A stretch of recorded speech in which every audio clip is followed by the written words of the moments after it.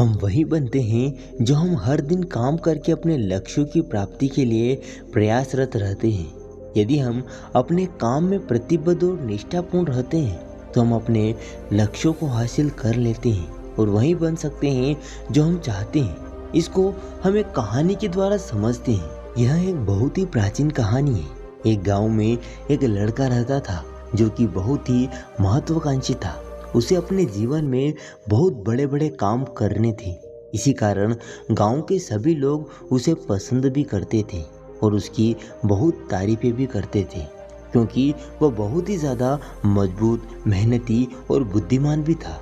उसकी मेहनत और लगन को देखकर सभी गांव वालों को यही लगता था कि यह लड़का एक दिन ज़रूर ही कुछ बड़ा करेगा, हमारे गांव के हालात ठीक करेगा, हमारे गांव को आगे लेकर जाएगा। और उस जवान लड़के को भी ये विश्वास था कि वह जो चाहे वह बन सकता है। इसीलिए वह हमेशा चौड़ा होकर चलता था। पूरे आत्मविश्वास के साथ उसकी आंखों में हमेशा जोश और आत्मविश्वास दिखाई पड़ता था। और यह आत्मविश्वास ऐसे ही नहीं आया था। इस आत्मविश्वास के पीछे थी उसकी कड़ी मेहनत, क्योंकि वह घंटों घंटों तक तलवारबाजी सीखता रहता था, तलवारबाजी का कड़ा अभ्यास करता रहता था, जिसकी वजह से उसका शरीर बहुत ही मजबूत और शक्तिशाली बन चुका था। ऐसे ही कई बार जब वह तलवारबाजी करके घर वापस आ रहा होता था तो रास्ते में कई सारी लड़कियां उसे देखकर मुस्कुराती थी और बदले में वह भी उन्हें देखकर मुस्कुरा देता था। वो उनमें से एक लड़की को पसंद भी करता था, लेकिन फिर भी वो उन पर ज़्यादा ध्यान नहीं देता था। वह वापस से अपने घर आकर अपनी तलवार की धार को तेज करने में व्यस्त हो जाता था और फिर उसे लेकर तलवारबाजी का अभ्यास करता था। ऐसे ही वो रात में और भी ऐसे कई सारे काम भी करता जो उसे एक अच्छा तलवारबाज बनाने में उसकी मदद करते थे। अब यही उसका नियम बन चुका था। ऐसे ही एक अंधेरी रात को वह लालटेन जलाकर अपनी तलवार को तेज कर रहा था। तभी अचानक उसे पीछे से एक धीमी सी आवाज़ सुनाई पड़ने लगी। यह आवाज़ उसका नाम पुकार रही थी। लड़का जैसे ही यह आवाज़ सुनता है वह तुरंत तलवार लेकर खड़ा हो जाता है हमला करने के लिए। लेकिन जैसे ही वह मुड़ता है वो देखता है कि वहाँ पर कोई इंसान नहीं है, बल्कि सफ़ेद और लाल रंग की कोई चीज़ हवा में उड़ रही होती है। ये सफ़ेद और लाल रंग की उड़ने वाली चीज़ एक आत्मा होती है। यह आत्मा देखने में बड़ी ही अजीब थी, क्योंकि यह ना तो स्त्री जैसी लग रही थी और ना ही पुरुष जैसी, ना ही खुश ना ही उदास। बड़े ही अजीब हाव भाव के साथ वो हवा में उड़ रही थी और उड़ते ही उड़ते वो बोलती है, मैं दिखाने वाली आत्मा हूँ। उस लड़के को यह बात कुछ समझ नहीं आती है, लेकिन वह डरता भी नहीं है और तलवार उठाकर पूछता है, तुम कौन हो और तुम्हें क्या चाहिए? आत्मा कहती है, मुझे कुछ नहीं चाहिए, मैं बस तुम्हें अपनी ताकत दिखाना चाहती हूँ। मैं दिखाने वाली आत्मा हूँ। मैं तुम्हें वह सब कुछ दिखा सकती हूँ जो तुम देखना चाहते हो। आत्मा की यह बात सुनकर लड़के को थोड़ा आश्चर्य हुआ, पर क्योंकि यह इतनी अजीब घटना घट रही थी इसीलिए उसने थोड़ा उत्साहित होकर आत्मा से पूछा, क्या तुम मुझे कुछ भी दिखा सकती हो? तो ठीक है, तुम मुझे इस दुनिया की सबसे महंगी तलवार दिखाओ जो सोने और हीरे जवाहरात से बनी है। यह सुनते ही वह आत्मा फूंक मारकर एक छोटा सा बादल बनाती है, जिसके अंदर उस लड़के को वह चमकदार तलवार दिखाई देती है जो पूरी तरह से सोने से बनी थी और उस पर हीरे जवाहरात जड़े हुए थे, जिसे हाथ में लेकर एक योद्धा तलवारबाजी का अभ्यास कर रहा था। यह दृश्य थोड़ी देर तक रहता है और फिर गायब हो जाता है। लेकिन यह सब कुछ देखकर वह लड़का बहुत खुश हो जाता है और सोचता है, यह तो सच में बहुत ही मज़ेदार और काम की आत्मा है। उसके दिमाग में एक और विचार आता है जो कि किसी भी नौजवान लड़के के दिमाग में आमतौर पर आता है। वह मुस्कुराते हुए बोलता है, अब तुम एक काम करो, मुझे इस दुनिया की सबसे खूबसूरत लड़की बताओ। वह जैसे ही ये बोलता है उसके सामने फिर से एक बादल बन जाता है, जिसके अंदर एक बहुत ही खूबसूरत लड़की प्रकट हो जाती है। इतनी खूबसूरत लड़की जितनी उसने आज तक अपने सपने में तक नहीं सोची थी। उस लड़की के लंबे काले बाल होते हैं, बड़ी और गहरी नीली आंखें होती हैं, सुंदर सा चेहरा और एक बहुत ही आकर्षक सा शरीर होता है जिसे देखकर वह जवान लड़का एकदम जम सा जाता है, या यूं कहो कि उसकी आंखें फटी की फटी रह जाती हैं। वह अगले कुछ मिनटों तक उस लड़की को ही एक तक देखता रहता है। फिर अचानक वह तस्वीर और बादल उसकी आंखों के सामने से गायब हो जाती हैं, जिससे उस लड़के को बहुत बुरा महसूस होता है। थोड़ी देर बाद वह लड़का अपने होश में वापस आता है और उस आत्मा से कहता है कि तुम एक काम करो, अब मुझे इस दुनिया का सबसे ताकतवर योद्धा बताओ। ये सुनते ही वह आत्मा फिर से एक बादल बनाती है जिस पर एक बहुत ही ताकतवर योद्धा की तस्वीर उभर कर आती है। वह योद्धा देखने में बहुत ही लंबा चौड़ा, शक्तिशाली और खतरनाक लग रहा था, जो कि एक एक करके दूसरे सभी योद्धाओं को मार रहा था। उस योद्धा की ताकत और तलवारबाजी को देखकर वह लड़का बहुत ही प्रभावित होता है और मन ही मन सोचता है कि एक दिन मैं भी इसी की जैसा योद्धा बनूंगा। अब यह सब चीजें देखने के बाद वह लड़का उस आत्मा से बोलता है, बस अब बहुत हो गया, मैंने बहुत सारी चीजें देख ली, अब तुम यहाँ से जा सकती हो। ये बोलने के बाद वह लड़का वापस अपनी तलवार की धार तेज करने में लग जाता है और अपने काम में व्यस्त हो जाता है। वह आत्मा लड़के की बात का जवाब देते हुए बोलती है, ठीक है, अभी तुम कुछ और नहीं देखना चाहते तो अभी के लिए मैं तुम्हारे घर से जा रही हूँ, लेकिन अगर कभी तुम्हारा मन करे कुछ देखने को तो तुम अपने घर के पीछे वाले जंगल में आ जाना, मैं वहाँ तुम्हें वह सारी चीजें दिखा दूंगी जो तुम देखना चाहोगी। आत्मा की इस बात पर वह जवान लड़का कुछ खास दिलचस्पी से ध्यान नहीं देता है और अपनी तलवार को तेज करने के काम में लगा रहता है। अब जैसे जैसे हफ्ते गुजरते हैं, बीच बीच में उस लड़के को उन सभी चीजों की याद आती है जो उसने देखा होता है। इसलिए कई बार वह लड़का अपने घर के पीछे वाले जंगल में जाता है, उस आत्मा को देखता है और वापस घर आ जाता है। लेकिन एक दिन तलवारबाजी के अभ्यास के बाद जब वह लड़का बहुत थका हुआ था तो उसने सोचा कि चलो आज देख ही लेता हूँ। वो उस आत्मा के पास जाता है और अपनी तरह तरह की इच्छाओं को बताना शुरू कर देता है।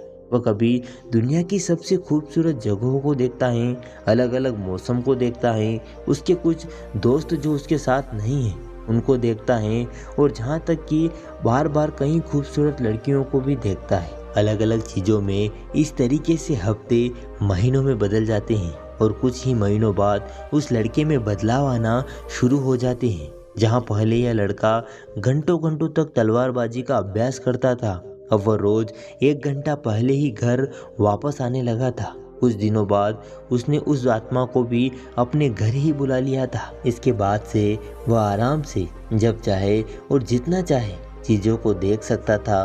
पहले ये चीज़ें 1 घंटे पहले हुई, फिर धीरे धीरे वह लड़का आराम पसंद हो गया और वह 2 घंटे पहले आने लगा। फिर 3 घंटे वह कई बार जल्दी घर आकर आत्मा से बोलता, मुझे दिखाओ कि अच्छे योद्धा कैसे लड़ते हैं। और फिर धीरे धीरे यह उसकी आदत बन गई। वो प्रतिदिन अलग अलग योद्धाओं को लड़ते हुए देखता, उनकी लड़ाई का आनंद उठाता और सोचता कि काश मैं भी एक दिन ऐसा बनूं।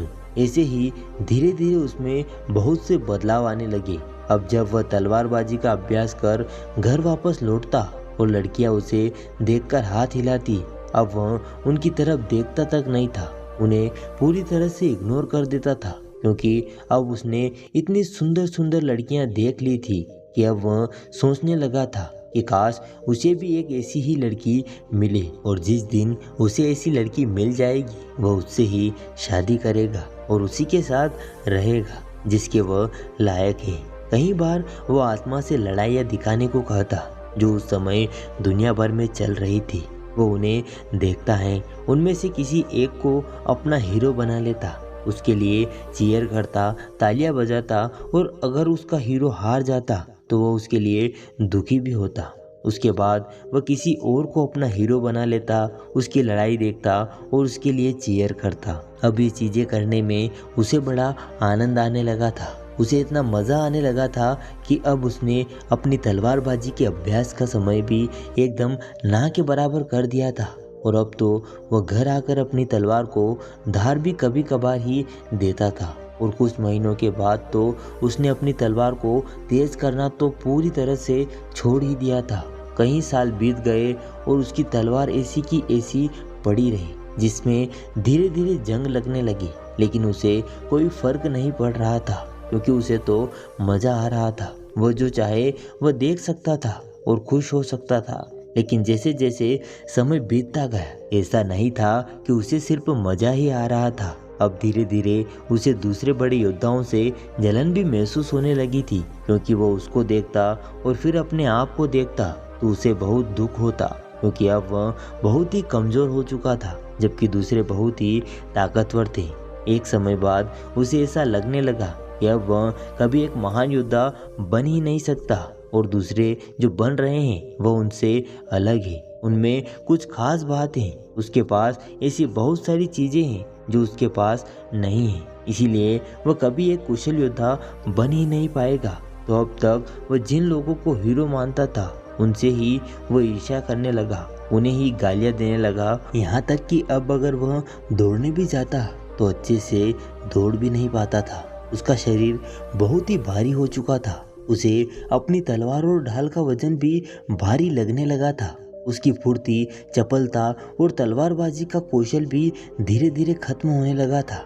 ऐसे ही कुछ साल और बीत गए थे और अब उस लड़के ने अपने बड़े बड़े सपनों को छोड़ दिया। अब उसे योद्धा नहीं बनना था, अब वह सिर्फ उस आत्मा की सहायता से बार बार कोई युद्ध देखता और उनमें ही जंग लड़ने की कोशिश करता। यहाँ तक कि अब वह 30 साल से भी ऊपर का हो चुका था, अकेला, अपने जीवन से परेशान, लक्ष्यहीन, और उसके जीवन में कुछ भी अच्छा था भी नहीं। एक रात जब वह अपने कमरे में बैठा हुआ था और जैसे ही रात के 12 बजे तो कोने में जो वह आत्मा बैठी हुई थी वह अचानक से जोर जोर से हंसने लगी। उस आदमी ने उसे देखा तो वह चौंक गया। पिछले 10 सालों में आज तक उस आत्मा ने अपनी कोई भी भावनाएं प्रकट नहीं की थी। वह बस एक गुलाम की तरह उसकी हर बात मानती चली आ रही थी, लेकिन आज वह हंसने लगी थी। और आज 10 साल बाद उसने कुछ ऐसा कहा जिसे सुनकर वह आदमी एकदम हक्का बक्का रह गया। उस आत्मा ने कहा, अब मेरा काम यहाँ खत्म हो चुका है, मेरा मकसद पूरा हो गया है। डरे सहमे में उस आदमी ने पूछा, यह तुम क्या कह रही हो? यह सुन वो आत्मा फिर से जोर जोर से हंसने लगी और कहा, अब मुझे वह रहस्य बता ही देना चाहिए जिसे मैंने पिछले 10 सालों से तुमसे छुपा कर रखा था। असल में मैं एक शैतान हूँ, मैं इस दुनिया की सभी बुराइयों की जड़ हूँ। आज रात इस गांव में एक राक्षस हमला करेगा और भविष्यवाणी में यह बताया गया था कि तुम उस राक्षस को हराने के लिए पैदा हुए थे। तुम इस दुनिया के महान योद्धाओं में से एक बन सकते थे। तुम हमारी बुराइयों को खत्म करने वाले योद्धा थे, लेकिन अब बहुत देर हो चुकी है। अब तुम कुछ नहीं कर सकते। अब हम इस गांव में भयंकर तबाही मचाएंगे और जितनी भी अच्छी आत्माएं हैं हम उन सबको अपने साथ लेकर जाएंगे। यह सब सुनकर उस आदमी की होश उड़ जाती हैं, लेकिन फिर भी चौंका हुआ वह आदमी पूछता है, पर तुमने 10 साल तक इंतजार क्यों किया? तुम तो 10 साल पहले भी मुझे मार सकती थी। तब आत्मा ने कहा, देखो, भविष्यवाणी में यह भी बताया गया था कि तुम्हें इस दुनिया का कोई भी राक्षस, कोई भी शैतान, कोई भी योद्धा हरा नहीं सकता, और मैं तो बस एक छोटी सी आत्मा हूँ। मैं तो तुम्हें छू भी नहीं सकती थी, लेकिन अगर तुम्हें कोई हरा सकता था तो वह तुम खुद थे। इसीलिए मैंने तुमसे लड़ने की बजाय तुम्हें धीरे धीरे जहर दिया, तुम्हारे सामने ऐसी ऐसी चीजें करी जिसमें तुम अपने लक्ष्य से भटक गए और धीरे धीरे कमजोर होते चले गए। आज तुम इतने कमजोर बन चुके हो जो ना तो अपनी रक्षा कर सकता है और ना ही इस गांव की। यह सुनते ही उस आदमी का दिमाग एकदम हिल गया, उसे जोर का सदमा लगा, उसके पेट में दर्द चालू हो गया, इतना दर्द कि वह जमीन पर गिर पड़ा। पर फिर भी धीरे धीरे दर्द में कराहते हुए उसने कहा, क्या उन खूबसूरत लड़कियों को मैं फिर से एक बार देख सकता हूँ? इस पर उस शैतानी आत्मा ने हंसते हुए कहा, हाँ, हमेशा, लेकिन सपनों में। दोस्तों, ये कहानी हमारे आज के जीवन में पूरी तरह से फिट बैठती है और अब तक आपने समझ भी लिया होगा कि आज के समय में हमारे लिए वह शैतान कौन है। वो शैतान है internet, social media, porn, drugs और ऐसे बहुत से एडिक्शन जो आज की यंग जनरेशन को वीक और पर्पथलेस बनाते जा रहे हैं। हर एक इंसान जिसने बचपन में कुछ सपने देखे थे वो उन सपनों को काफ़ी हद तक पूरा कर सकता है, लेकिन जैसे जैसे वो बड़ा हुआ उसे आराम की लत लगती गई।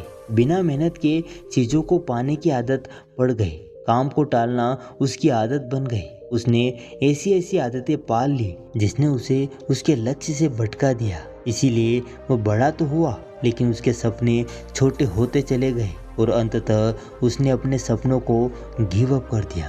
तो दोस्तों, उम्मीद करते हैं आपको आज की इस कहानी से ज़रूर कुछ सीखने को मिला होगा। अगर वीडियो पसंद आया हो तो वीडियो को लाइक करें और चैनल पर पहली बार आए हो तो चैनल को सब्सक्राइब करना ना भूलें।